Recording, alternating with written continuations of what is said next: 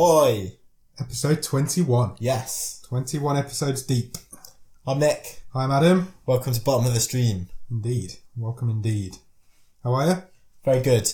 I am a bit raspy. You've got a bit of a cold. Yeah. Not good. My whole house is down at the minute with illness. It's like that film, Nick's House Down. Yeah. I like it. Yeah, the little one brought some germs back from nursery or whatever. And bloody kids. It's just, yeah. So I shouldn't bother. There you go. Okay, well, we'll try and keep you keep you upbeat. It's You'll be fine. You'll it's battle good. through it. You're a battler. You always have been. Yeah. Anything good at the top of the stream you've been watching? What have we watched this week? We've started to watch, and excuse me if we're way behind the times, because I'm aware this is a very popular show. Go on. It's been around for several years. But we started to watch Unbreakable Kimmy Schmidt. Oh, right, yeah. Never watched it. Which is a sitcom with Ellie Kemper, who was in Bridesmaids, The Office, American Office. Yeah, it's good. Cool. It's funny. It's the same team who made, 30 Rock. Oh, I love 30 Rock. It's good. Oh, I'll check it out. Do you know the premise? No, not really. It's basically about a woman who's been kept hostage in an underground bunker by a mad religious leader for 15 years, and they're rescued and they're back in. And they have to integrate themselves back in. Well, yeah, so it follows Kimmy. Yeah, excellent. Well, I'll check that out. Yeah, it's a laugh. I'll add it to my list. Okay. I've been watching something on the dark side. I've been watching something on Amazon this week. Oh. I left Netflix this week, so okay. I've been watching The Boys. Okay, yeah. It's good. Yeah, I've heard really good things. But I'm not going to talk about it because it's not Netflix. Okay. But it's really good. Other than that, I haven't really seen anything. I've noticed that season 3 of Glow's appeared today, or yesterday, or whenever it appeared. Yeah, I would definitely be on that. Definitely. Sooner rather than later. Glow's a brilliant show. Even if you're not into wrestling, I think you'd get something out of Glow. It's a really good show. And the second series improved on the first series. Yeah. I'm interested to see whether they're heading to Vegas in this series, I think. Yeah, so whether it can keep up the standard. Hopefully. It's really good. So that's next on my list, I think.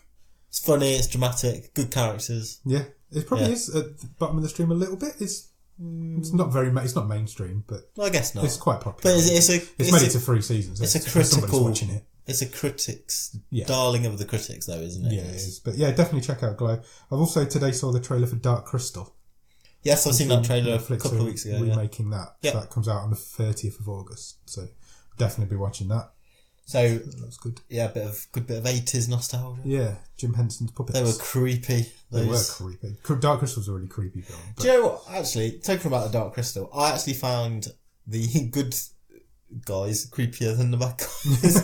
No, the elfin. Yeah, definitely. Ones creepier than is it the Skeksis? That sounds right. Vulture-y. Yeah, something like that. Yeah, so this TV show remake looks really good, so that could be quite interesting, I think. Yeah.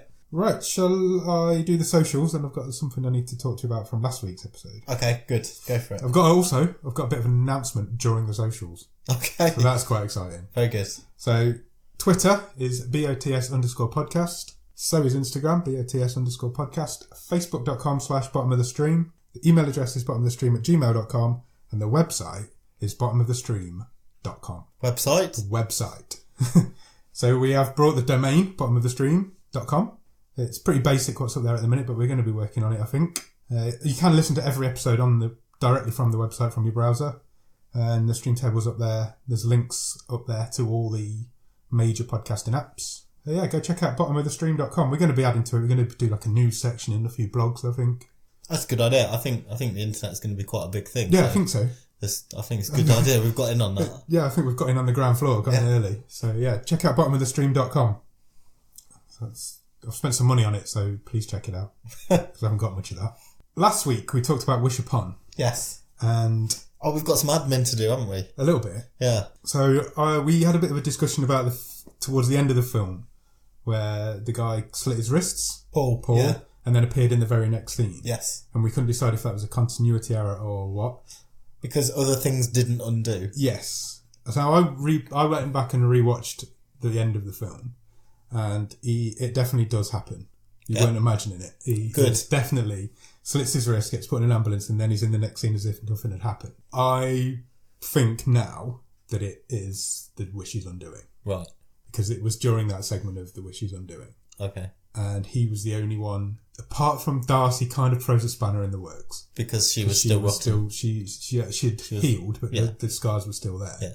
I don't think it's a continuity error, but I do think it's a really poor inconsistency in the film. I can accept like the dog not coming back. I don't. If you're dead, you don't come back. The dog was a consequence of a wish, though, whereas Paul was an actual part of a wish. Yeah. So there's a difference there, but it didn't need to be in that scene. He could have not been in that scene, and we would not be having this discussion. He didn't. It was like a brief split second. Yeah. And he didn't need to be there. So would you say it was stupid he was in it? I would agree with you that part of that film was stupid. Yes. Hence the one-word review. Are you still angry it was that far down? No, I've got over it. I've got over it. I still think it should be slightly higher, maybe, but I've got over it. Another thing, we had a chat with one of your friend and mine, Wayne. Oh, yes. Friend of the show, Wayne Evans. I don't know his Twitter name. I would shout his Twitter name out, but I don't know it, and I'm not going to. He was quite upset that a dog had died in Wish Upon, and he wasn't prepared for it. Yeah. And apparently this is a thing. People need to know if dogs die in films. Okay. So there's a website out there. It's like the Pigeon Movie Database. Like the Pigeon Movie Database. And this website is doesthedogdie.com. Brilliant. And you can type in any film and it will tell you if the dog dies. Excellent. So I typed in Wish Upon. And what it is, users tick yes or no to various questions. And obviously the more yeses you get, then yes, the dog does die. Yeah. And the more no's you get. So in Wish Upon, there's 38 yeses and no no's. Okay. So a dog definitely dies in Wish Upon. However, there's a caveat that by the end of the movie, the dog's alive, which is true. There's also, that's not the only question this website asks. Okay.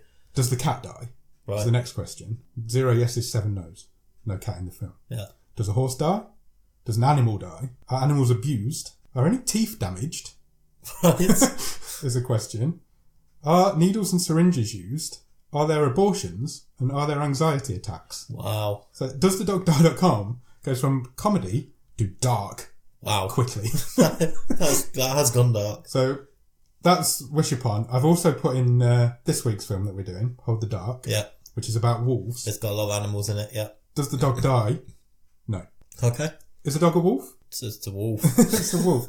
Does an animal die? Yes. You don't see an animal die in this film that we're about to talk. No. But there is a scene of a dead animal in it. So there's 33 yeses, but 3 no's. Ooh. Okay. Are teeth damaged? Yes. Don't know. Don't remember that happening.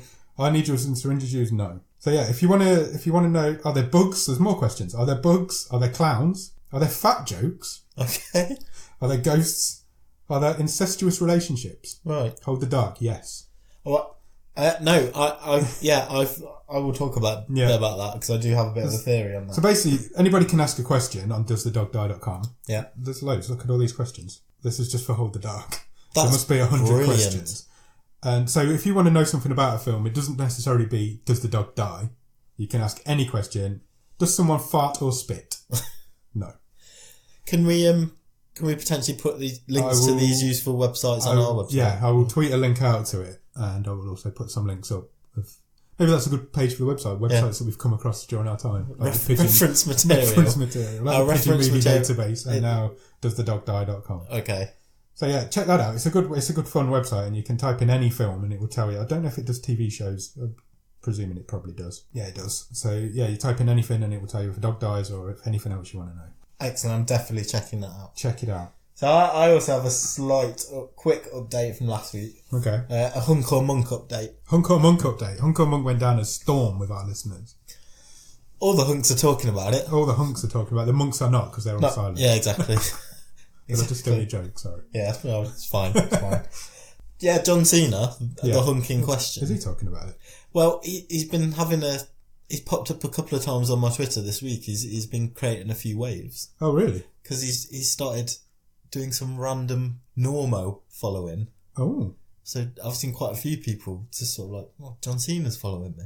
How random. So maybe he's not that far away from finding out about Hunk or Monk. Maybe not. We followed him on the bottom of the stream Twitter this week, so maybe he'll follow us back. No, and that made me... If he does, I'm definitely DMing him and showing him that Hunk or Monk poster I made. The other thing that reminded me of was something I wanted to ask you, because I can't remember if this is true or if I've dreamt it. Okay. Weren't you followed at one point by David Hasselhoff? Yeah. I think I still am. Excellent. I thought so. Yeah, I was. Cool. I've not checked for a while, but I'd be devastated if I'm not. It wasn't on the Twitter account I'm using currently. It's on one of my older ones. Right, okay. I thought so. Yeah, it was. That just occurred to me. Anyway.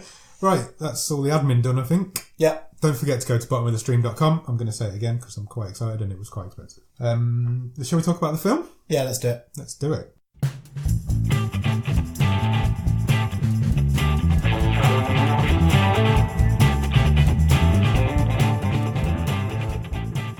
So, Hold the Dark. Yeah. Is a 2018 film. It's a 15. It is 2 hours and 5 minutes long and is currently rated at 5.6 out of 10 on IMDb. Yeah. Stars Jeffrey Wright as Russell Core, Alexander Skarsgård as Vernon Sloan, and I have not written down the name of the lady that's in it. Do you know you should have done? I should have, because she's really good. So, Medora. Medora, that's it. Medora Sloan. She's played by Riley Keough. Thank you. I don't know why I didn't write that down. And do you have a fact about Riley Keough? Because no, I do. I didn't even write her name down. Right. Go on. She is someone very famous's granddaughter. Oh, really? Like, who is pretty much the most famous person you could think of.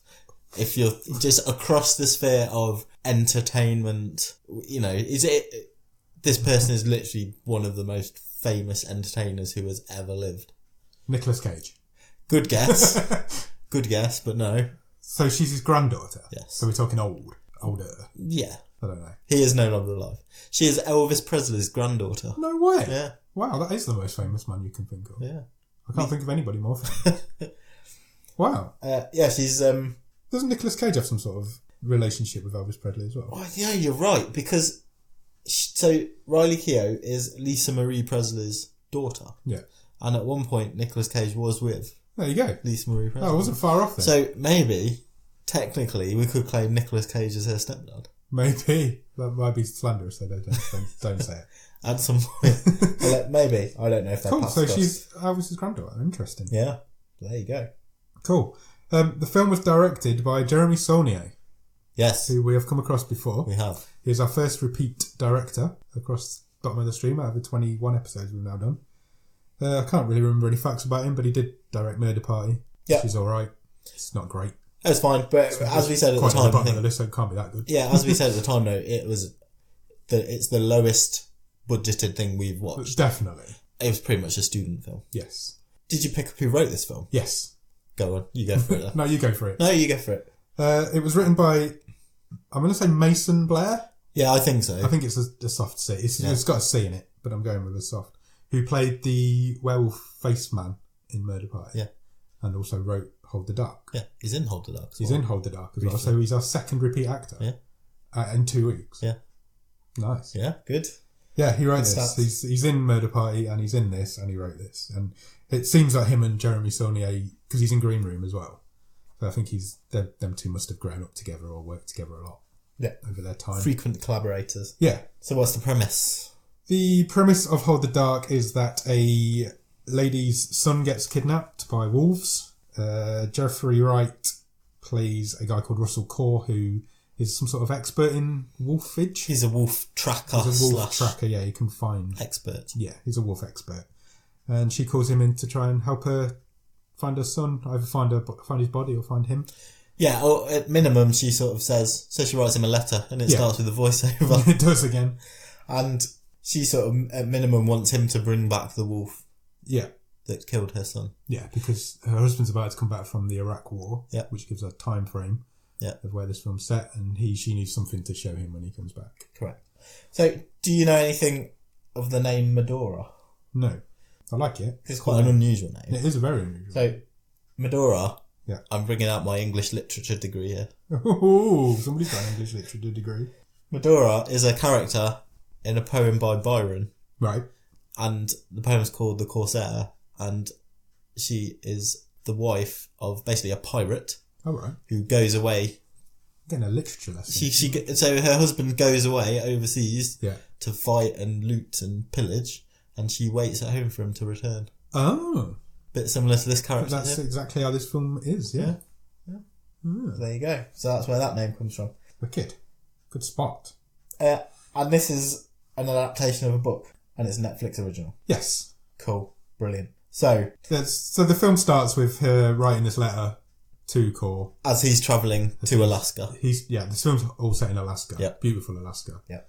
You get lots of nice like aerial shots of Alaska and things like that. Yeah, so she's writing him a letter asking him to come and help her find her son, basically, because he was there 1 minute and then he just disappeared. You see him playing out in the snow, and he's just not there anymore. Yeah. So he heads out there to meet her. Yeah, and as he meets her, she sort of says, "There's actually been it's not the only case of a wolf taking a child recently in the village. There's been a couple more as well." You're right. This is a beautiful film. Yeah, it's really well shot. And to think that it wasn't in the cinema, is really strange. Yeah, I agree with you. Because that's what this sort of thing was made for. Yeah. There's loads of like high shots of like drone shots and helicopter shots of Alaska. The very first, right at the very beginning, you see a really high shot of a car driving along a like highway, a mountain road. Yeah. Reminded me a lot of the first scene of The Shining.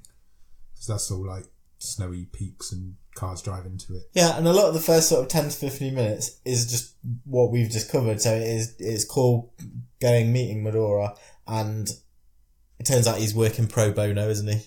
Pro bono. She's not. She can't pay him. Yeah. So, did you catch the very first thing she said to him? What was that? When he knocked on the door and she opened the door. Or she came out before as he got out of his car and she went, "Oh, you're old." It just really made me laugh because she got a book that he'd written. Yeah. Which she'd obviously written a while ago. She hadn't expected him to age, but I did like that. I'll say this straight away. Jeffrey Wright, who played Core, I thought he was great. He's amazing. Have you seen Westworld? Yes. He's really good in Westworld. Yeah. He plays that so well. That's a great show. And he was great in this. He really had the sort of down at heel, a character who's been through a lot of shit.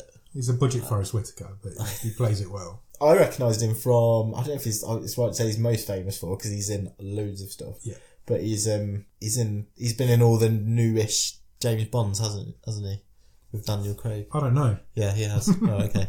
Say yes. I'm gonna put myself out here and say I've never seen a James Bond film. What, any of them? Any of them. What, even on like a Sunday afternoon one? Well, that really surprised me. Yeah, I'm not really a fan of them, but there was a point in my life where I hadn't seen any, and then that became a thing. Oh, right, and now I'm the guy who's never seen a James Bond film, and so I feel like I can never watch one now.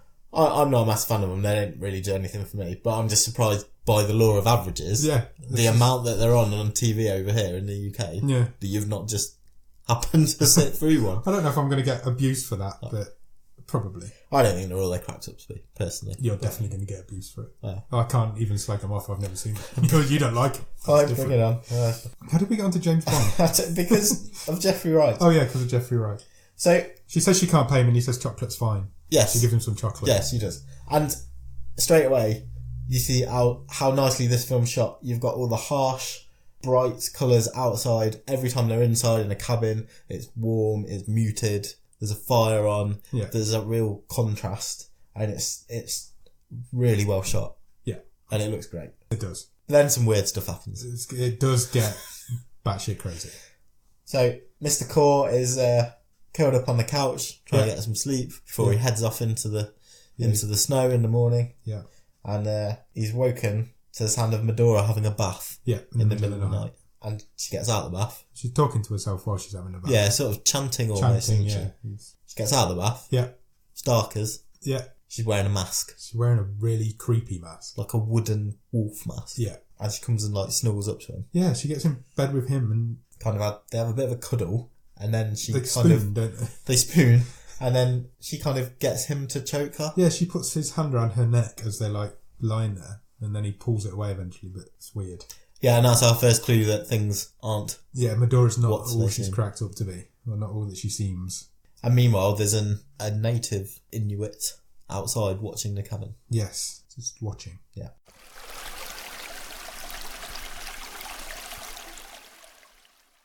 Then we rather harshly cut into the middle of a war zone. Yeah, Iraq. So I really like that. Again, you've gone from bright white coldness. Yeah. A desert. To a desert with a tank driving. Well, not tank, what do they call them? Like armoured jeep. Yeah. Driving through it. There's a jeep chase. I can't say that. There's a jeep chase going on. And one of them overturns and the gunner on the top takes out everyone with his big gun. Yeah. Blows the car up. Yeah, kills the insurgents. Kills the rebels. And that turns out that is Alexander Skarsgård, who is playing Medora's husband, Vernon. Yeah. He's got a friend who was driving the Jeep who gets out and takes a selfie with the dead people. Yeah. Right. horribly. This is dark. Because this next bit is very dark. Yeah. So later on presumably that same day, Vernon's walking through this village in Iraq. Yep. And you hear some noises inside a house. He looks through the window, and there is a lady villager being raped. By an American soldier. Who is the same soldier that was taking the selfies earlier. So Vernon quietly sneaks up and stabs him violently in the side. Yeah. About 100 times. Yeah. Kills him. Well, nearly. Nearly kills him. Because he then gives the knife to the villager. Yeah, and walks away. And then you hear more stabbing. Yeah. Oh yeah, that was dark. Yeah. That was dark. So he walks out, he lights a cigarette. Yeah. And wham, he gets shot in the neck. Shot in the neck instantly. It's horrible. Yeah. Yeah, it's not pulling any punches, this film, over the early doors. No. I thought it was a great start. Yeah, I agree. I was brilliant. So that story device is used to get him sent home. Yeah, he's evacuated by a medic. Yeah, Medi helicopter comes, picks him up, and one of his mates says, "Well, you're going home. Well done. Yeah. You've been shot, you're going home." So we head back to Alaska. Yeah. And Cor's about to head out. Yeah, he's getting his hiking boots and gear on. In search of these wolves. Yeah. As he's on his way out of the village, he's kind of stopped by the wise old Eskimo lady. Can you say Eskimo? I think so. Can you? Why can't I? I think it's racist. I don't think it is. Is it? I don't know. Inuit? Is that racist? One of them's racist. I've got to say something. Lady villager in Alaska. Native lady. And she says to him, that girl, i.e. Medora, knows evil. Yes. Does she say something about it's not grief, it's evil, or something like that? Yeah. She says something really weird. So, but Cor ignores that. As far as he knows, he's just here to find her. He says you a favour, he's doing a good deed. He's doing a good deed for a lady in need who's just looking for her son. He finds a cave. Yep. And then he heads to higher ground. He heads up this little mound of snow. And he does the most amazing wolf impression I've ever seen. He's got a great wolf call. He's got a great wolf call. And it works because he finds some tracks and he starts to follow the pack. He finds this pack of wolves and starts to follow them. There's about five or six of them there, I think, these wolves. And they're eating a baby wolf. Yeah. They've turned. Hence, doesthedogdie.com. Yeah. Yes, an animal does die because that one's being eaten. Yeah. Yeah, and just as he's watching them, he takes a tumble. He does. He slips down in hill. A hill, like an embankment. But the gun doesn't. No, so that's halfway up the hill. His gun stops at the top of the hill as he falls down. And the wolves come running. Yeah. So we have a bit of a chase. And Cor manages to sort of scramble back up. He does get his gun. Yeah. And he sort of levels it at the wolves. Yeah. And then you've got a kind of Mexican standoff. Yeah. Or an Alaskan standoff. I really like that bit. There was real tension in that. There was. Of him scrambling back up this hill. Because he's not a young man. He's probably playing older than his years as well. But he scrambled back and he just managed to get to the gun in the time. And the wolves eventually turn away. They do. And leave him. They do. So he tracks back. Yeah, he heads back to the cabin. But she isn't there. Medora's not there. No, she's not. So he goes around, he calls her out, calls her name out a few times, goes looking for her. He warms himself by the fire. Yeah, heads down to the basement. And he spots that the lock is like... Undone going down to the basement. Yeah, which has been locked the whole time. And what does he find when he gets to the basement? Finds a dead kid. Finds a dead boy. Yeah. The son is dead in the basement. And he is wrapped in plastic. Yeah, like a tarp. So he freaks out, he alerts the townsfolk. And the sheriff. Police. It turns out that Medora had strangled the kid, and the villagers believe she's possessed by a wolf demon. Yeah. So it's kicking off. Yeah, she's nowhere to be seen, and Cor is sort of escorted out of town to a motel. Yeah. By a new character who comes in at this point, Detective Mariam. Yes. And that's sort of end of act, I guess. Yeah, I guess it is. This is a great start. Yeah. I mean, we're probably, 20 minutes, half an hour into the film? Yeah, maybe a bit longer than that. But maybe a bit longer, but yeah, I'm really... It's a good set. It's a great setup. I'm all in at this Great setup. Then we get a quick flashback between Vernon and the son. I didn't pick up what the son's name was. Bailey. Right, okay. So obviously before he deployed out to Iraq, and they're sort of bonding after having been hunting and killed a deer. Yes. And Vernon basically tells his son that it's okay to kill if you have to do it to protect what you love. Yeah. And all the way through this is just, we've only seen Vernon in 2 scenes. Yeah. And there's big creepy vibes. Yeah. Not all is right with this Proper guy. creepy. I've not asked you for a one-word review. I'm going to cut in. That's fine. What's your one-word review? Cold. Cold, yeah. Bloody freezing. And I will further explain why as we go through. Okay. But not just in a literal sense. Yeah, I know what you're going to say. So in the next bit, Vernon is back, comes home. Yes. In the middle of all this that's kicking off. So we're in the police station. Yeah. He's sitting in a corridor opposite Core. Yeah. And the policeman kind of says to him, Core's not under any suspicion, we've just got him here because he was the last person to talk to your wife. Yeah. Do you want to ask him any questions? And he says, can you raise the dead? Yeah. And Core says no, and then he says, then I have no questions. Yeah. That's my line of the film. I thought that summed this film up so well. Yeah. The way that was delivered and the way it was written. That's my line of the film. Can you raise the dead? No, then I have no questions. So Vernon has to go and identify his son. Yeah. In the morgue. He does that, he comes out and he shakes Core's hand. Yes, he does. Which was somehow more ominous than if he'd have...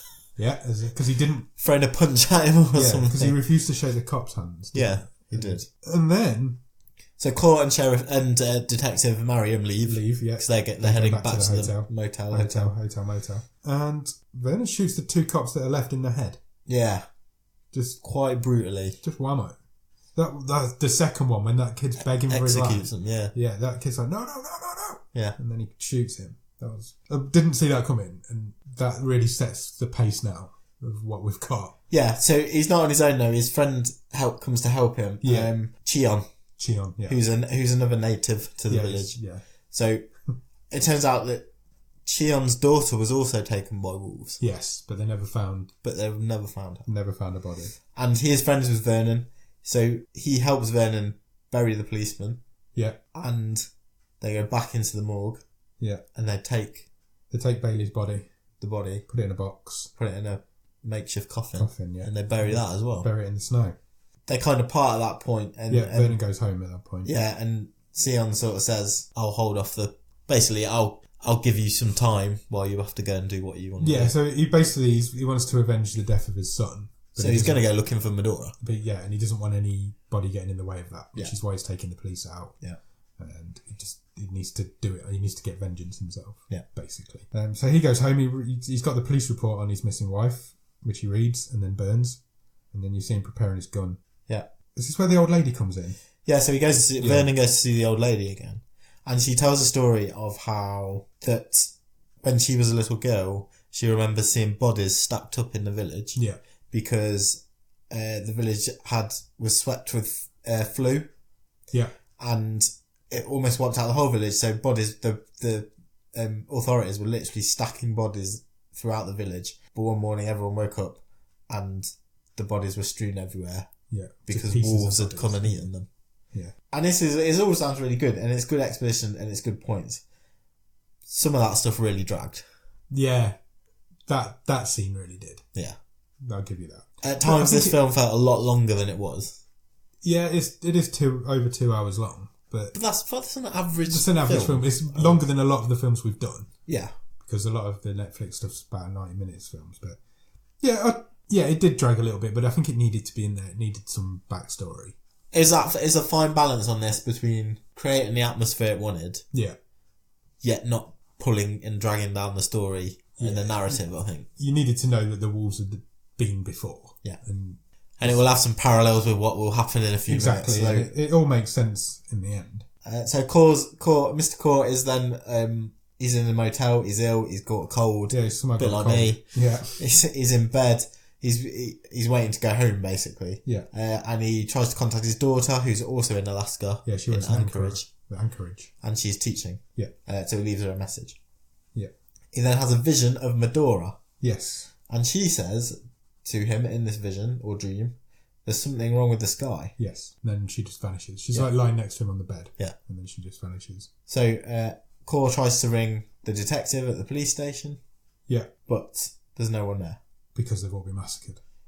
No, because they're out. Yeah, they're out. Detective Mariam and the remaining policemen are looking into who shot all the other policemen. Yeah. Yeah. So Core goes back to the village. Yeah. And he finds the old lady. Yeah. Who has also been murdered. Yeah, her throat's been slit. By Vernon. What's the cop called? Mariam. Detective Mariam. He goes to see Cheon, Vernon's mate, to try and I think he's figured out that Vernon's behind all this. Yeah, and they knew when Mariam and Cor left the night before, they left Vernon and Cheon with the other 2 policemen. Yeah.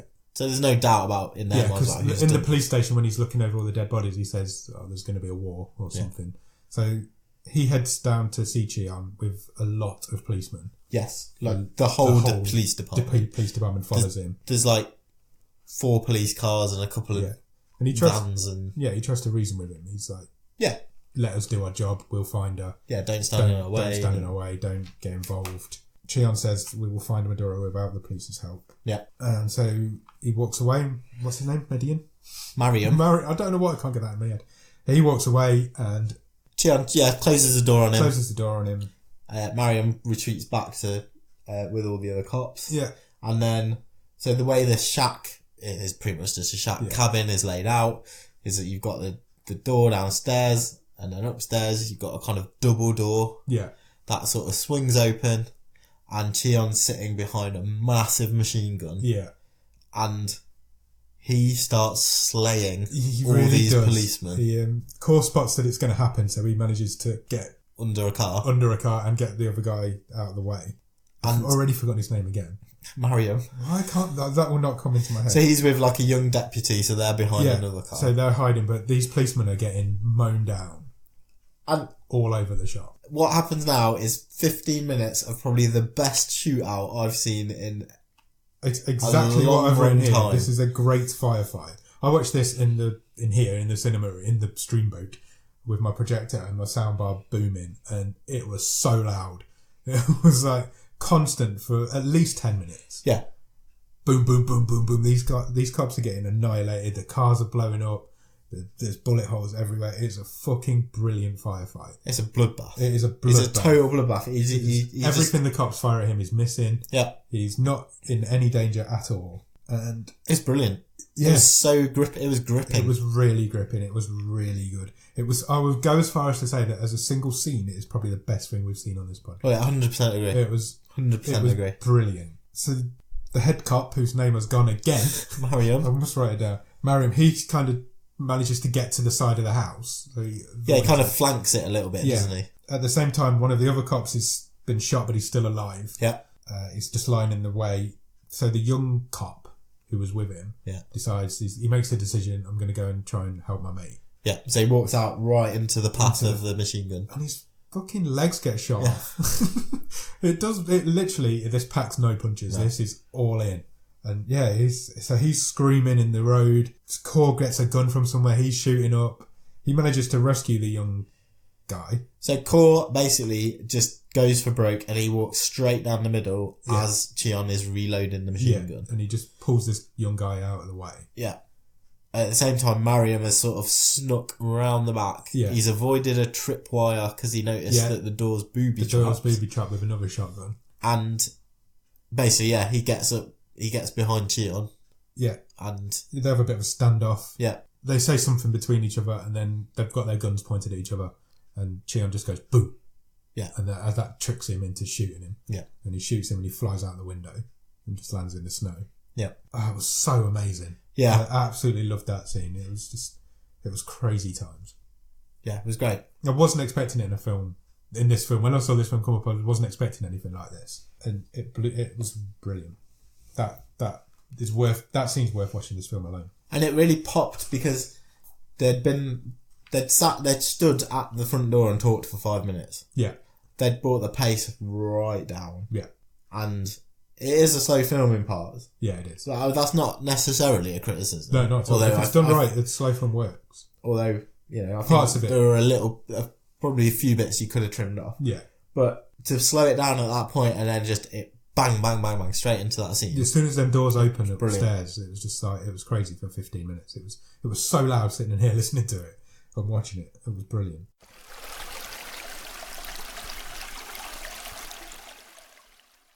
Cut from that, you get a cops in the hospital montage. Yeah. So there's So Mariam sees his wife. Yeah. So she's watching all these bodies come in, body after body on these gurneys, and then Mariam walks in. Because Cheon all the way through was saying, your wife's going to be getting a phone call this afternoon. Yeah. But how that was his threat to her. And so you see the scene of his wife not getting the phone call and him, I've forgotten his name again, him turning up and them kind of being reunited. Yeah. He was great as well. So James Badgedale plays Detective Mariam, and I thought he was really good as well. Badgedale? Badgedale. Great. So double barrel. Yes. Nice. Yeah. I think he was fantastic. Cool. So then we cut to Vernon, who's gone to a different town. He's gone to a hotel to see if he's basically trying to track Medora down. I think hotel's a bit of a stretch. It's basically a mining camp, isn't it? Yeah, out in the wilds. Out in the wilds. It was a hotel, but she'd only got one room. She got 2 rooms, but she lived in one of them. Yeah. But she admits that she has seen Medora and she was staying there, although she's not there anymore. So she takes him to the room that Medora had stayed in. Yeah. He smells the bed. Yeah, creepy. And then he says to the hotel lady, "I need a hunter." And she says, "Yeah, you're the woman you're looking for." Yeah. Came to see the Indian hunter. Yeah. He meets up with this guy. Yeah, so that happens in a bit, doesn't it? So it cuts here. Oh, does it? I think. Yes, it does. Okay. It cuts back to Core having dinner with Detective Mariam at his house. Okay. And the only reason I want to point that out is because I didn't think that worked for me. They've just been in the middle of this massive massacre, and then the next time we see them, they're having a nice, relaxed dinner at home. Yeah, I know, but it just didn't. Yeah, I am being super critical. Yeah, I know what you mean. But I felt I was a bit jarring. Yeah, it was like the sort of thing happens every day. Yeah. And even Medora... There was no reflection, and they shrugged it off. He even says at one point that was the most crazy thing he's ever seen as a cop. Yeah. And then they're just... But then it's like, oh well, we're still looking for this woman. Yeah. Yeah. Yeah, I know what you mean, but I hadn't even written that down. Yeah. That scene was in there, so... That's fine. And I've literally just got the one line, Cora has dinner with the detective. But it just jarred me a little bit. Yeah. But at the same time, Vernon's having dinner with the Indian hunter / shaman, I've sort of... Yeah, I think he was. And he admits that he has seen Medora. Yeah. So he kills him as well. Yeah, but he says a couple of interesting things, the hunter shaman guy. So he notes that wolves sometimes eat their young. Yeah. Which we've seen. Yeah. And if she is a wolf demon, she's killed her son. Yeah. So there's some good parallels here. And he also says Vernon and Medora have the same eyes. Oh, now, I didn't spot that. Going back to your question on does the dog die.com earlier about incest. Yeah. This was what I was getting at. I was like, well, is he hinting that they're related? Oh, possibly. They are from a very small village in the middle of nowhere. Yeah. And it was just left hanging there that as a... Maybe.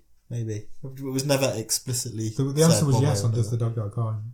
Does the die... Yeah, but that's... I can't even say that. Doesthedogdie.com. Yeah. So, I think there is a possibility there. Yeah. So Vernon, this guy's got a load of the same sort of wolf masks that Medora had. Yeah. And in fact, Medora's left her mask with him. Yeah. And Vernon chooses one off his wall, which is even creepier than the one she was wearing. Yeah. Wooden, wolf mask. And puts it on, and then he kills the guy. Mm-hmm. And then, as he's leaving, the lady from the hotel bursts out with a shotgun, and she starts blasting at him. She's a good shot. She is a good shot. She gets him. Shoots Vernon in the shoulder as he's driving away. Shoulder as he's driving away. So he drives to see a friend. Yeah. Who we are introduced to now, who is Mason Blair. Yeah. Who's the writer of this film and Dogface Man from Murder Party. Yeah. The guy with the chainsaw. Yeah. I just think of him as the guy with the plug-in chainsaw from Murder Party. He takes the bullet out of his shoulder. Yeah. And offers him some soup. And a place to rest. Yeah. And then comes back to Core and Mariam putting their plan together. So they kind of work out that they think Medora has gone over to find some hot springs, basically. Yeah. That she'd mentioned to Core before. Yeah. The only place she's ever been where she was warm. Yeah. That's what she said. So I think that's where she's heading. Then cuts back to Vern at his friend's house. Yeah. As he wakes up, he walks in to find his friend basically on the phone chopping him into the police. Yes. What does he do to him? He buries his knife into the very top of the man's head. Yeah. He literally just digs it straight down into the top of his head. It was grim. It was very grim. This is dark, this film. So, Core and the cop... Mariam, thank you. They get a plane. Yeah, Mariam can fly. He can't fly. He can fly a plane. Oh, okay. So they think that's the quickest way to find the wolf pack from the air. So we get some more nice aerial shots of Alaska. Beautiful, yeah. Beautiful town. Beautiful state.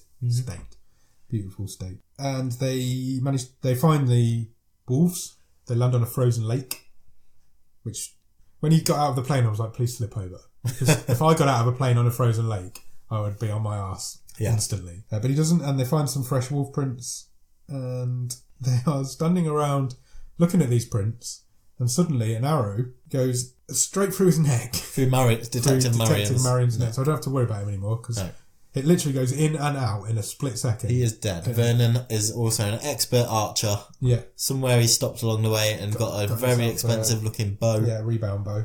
And Detective Marion is no more. Yeah, it literally goes in and out within a split second.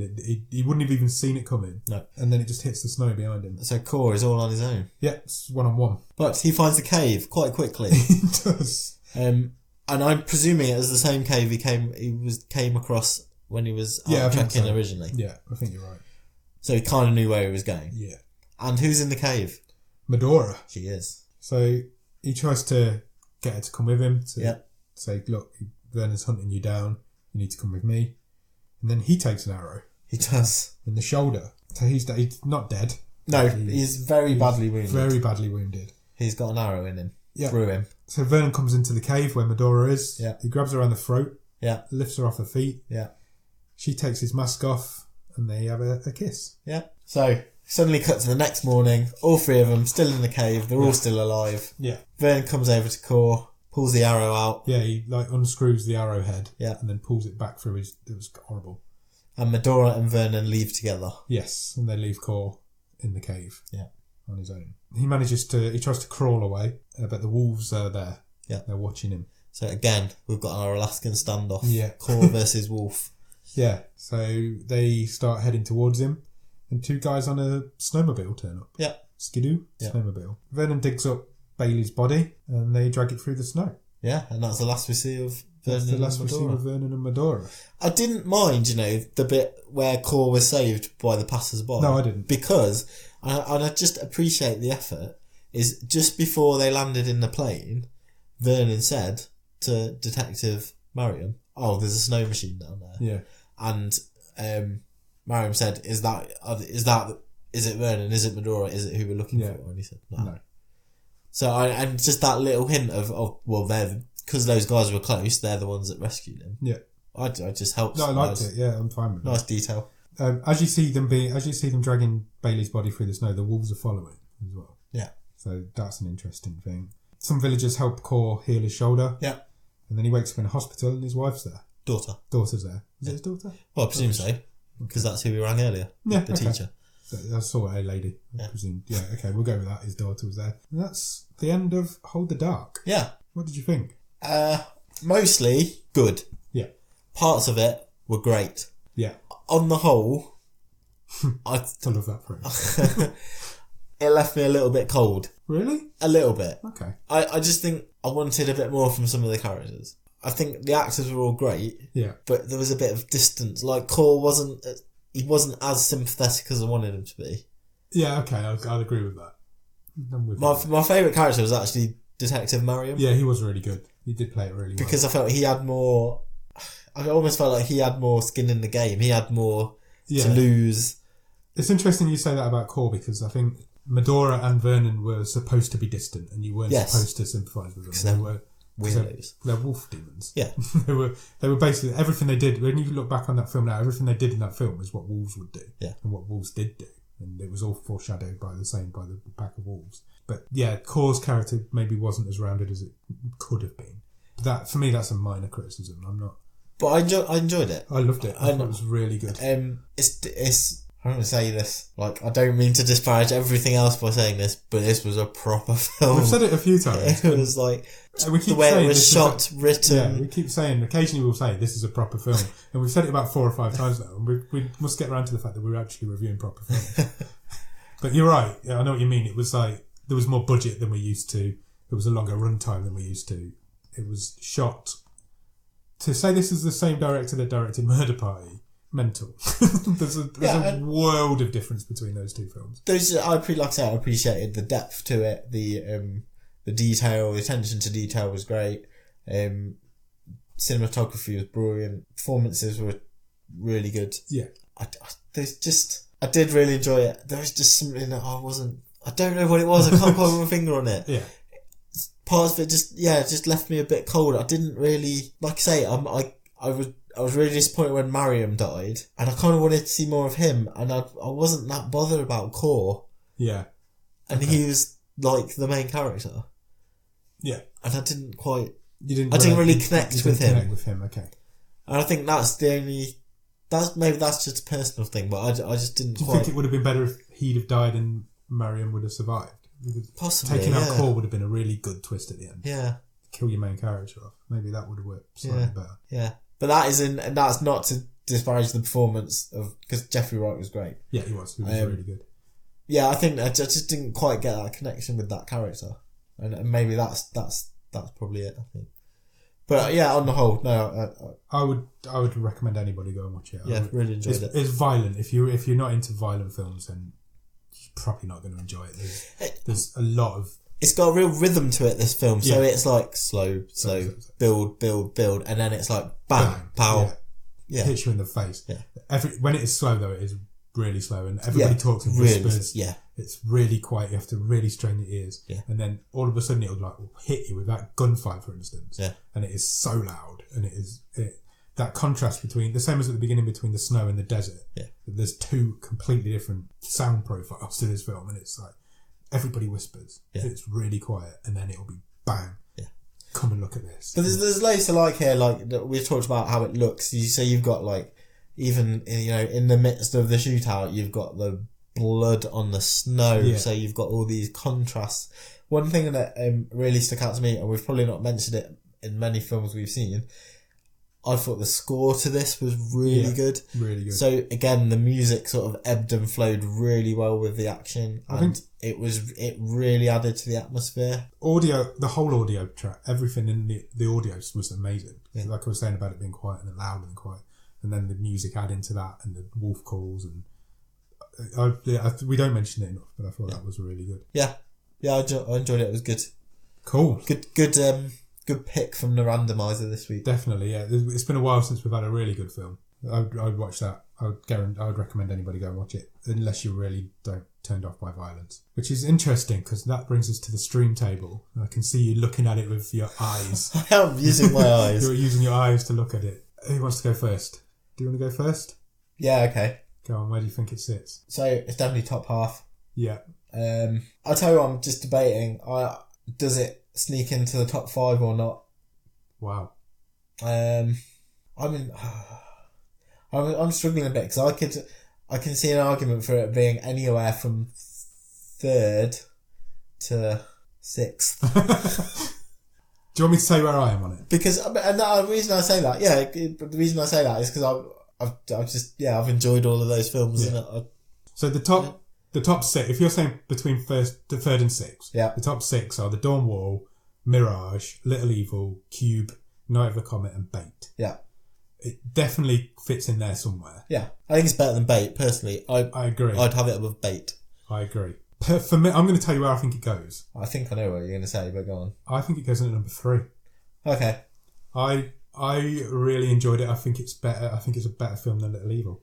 Yeah. I mean, this is that old thing of it gets really difficult to compare. And it is getting harder every week to get things up there. Well, I think we have an answer to that, don't we? Yeah. Which we may talk about soon. But it's very hard to compare something like this to something like Little Evil. It is. Because they're worlds apart. They're completely... nothing in that top 6 is anything like this film. I wouldn't be against putting this 3rd. Personally... It isn't. I thought Mirage was better. It isn't better than Mirage. Mirage is... Yeah. As a film, Mirage is the best thing we've seen. Yeah. The Dawn Wall is a documentary, and it is excellent, and everybody should watch it. Mirage is a film, and it is the best film we've seen so far. It isn't better than Mirage. It is better than Little Evil. I wouldn't argue with that. I'm quite happy with it going that high. Cool. I mean, it's one of those things where on any given day I might actually go, oh no, I prefer to watch Little Evil. Yeah. That's kind of what I'm struggling with, but this was a great watch. Shall we talk about what we're going to do? Yeah. Are we agreeing first? We'll put it in 3rd. We'll put it in 3rd. Okay, fine. We weren't going to talk about this just yet, because we're going to leave it for a few more weeks, but we are coming towards the end of season 1 of Bottom of the Stream. Yeah? Yes. So we've got 21 films. There's 21 films on the list. When we get to 25, we're going to cut the list off. We're going to close the table. We're going to close the table because it is getting harder and harder every week to put things in it. Yeah. That will be the end of season 1. Yeah. We will then do a recap episode, which will be episode 26, and then we will start season 2 the week after. Correct. There may be some rule changes. There may be... The stream table might not be the same as it is now, but we've not fully decided yet. Oh, we're in negotiations. We weren't even going to talk about this. You're getting spoilers. Yeah, so there's going to end up... The stream table is going to end up with 25 films in, basically. The current stream table is the way it sits. Season 1. Yeah. We will not miss a week. There will not be a week missing, but the week 26 will not be dedicated to a film. It'll be us recapping all the films that we've talked about. Yeah. But there will always be a podcast every week. Yeah. Awesome. Yeah, so look forward to that. You've got 4 more to go in this season. Shall we pick episode 22? Yeah, let's do it. Okay, let me find the randomizer. Right, I'm going to press the button. Here we go. Ghost Team. Ghost Team. Okay, what is Ghost Team? Ghost Team is a 2016 film. It is a 15. It is an hour and 23 minutes long, and is a comedy thriller. Do you want to know the synopsis? Is it going to be a shit Ghostbusters? Yeah. A paranormal obsessed man mounts his own investigation into the beyond with his depressed best friend, misfit nephew, a cable access medium, and an overeager security guard. Okay. It's going to be a shit Ghostbusters. It might be good. It might be a good Ghostbusters. Do you want to watch the trailer? Yeah. Oh, come in! Come in! Somebody come in! Ah! Oh no! Oh God! Don't do that, you dick! I remember when you were a little kid, it was a dream of owning your very own print and copy shop? Nope. Yeah, me neither.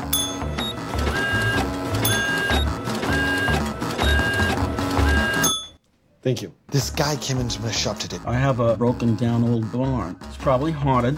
Say haunted? It's just very, very creepy. If we could document some ghost activity, we can actually do something with our lives. I'm in. They have a tech specialist guy. Well, that's what we need. He's a genius. We don't have night vision goggles per se, but I do have 2 digital cameras with night vision settings. I duct tape them to a baseball helmet. Get on the ground! We're putting together this little team, and you're obviously tough. All right, I'll do it. Rather not see civilians get hurt on my watch. You're a civilian, though, because that badge is plastic and you work in a mall. With any luck, tomorrow morning, I'll found some ghosts. Yes! We've been catching EMF spikes all night long, but no source. Did you die in this room? We need to open up a line of communication with them. If there are any spirits present, let them make themselves known. You've angered us! I don't think we're welcomed here. Has anybody been in the barn since Stan and I were here? Look. Go. This is our chance, go. What was that? There's a face. Get out of here. Get out of here. We got a face!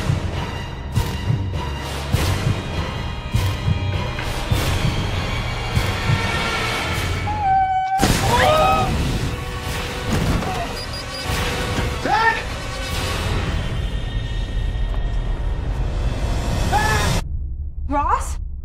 This is like where Mel Gibson sees the aliens in Signs. Give the alien thing a rest for 1 second.